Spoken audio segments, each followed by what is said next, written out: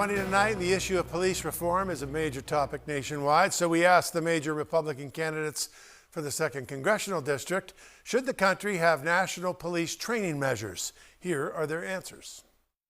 No, I don't believe the police should be a nationalized, or the country should have nationalized training. I do think that when you talk about what we call TTPs, or training and techniques and procedures, we always evolve to be better. And society evolves and things evolve. And I think that we have to be able to realize that those things that change, and we need to change accordingly.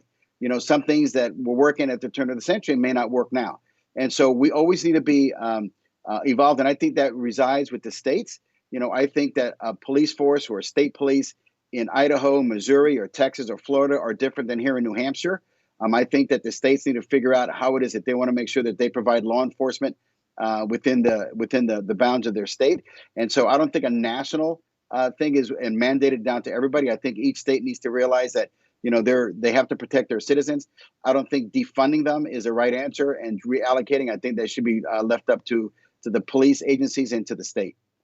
Again, I really get away from these universal trainings that are done at the highest level. Obviously, communities know best what their communities need. And so the city of Concord is very different than the city of New York City. And so should Concord police officers be trained in the same way that you would train a New York City police officer? And I think the answer to that is no. I think that communities know best what their communities need.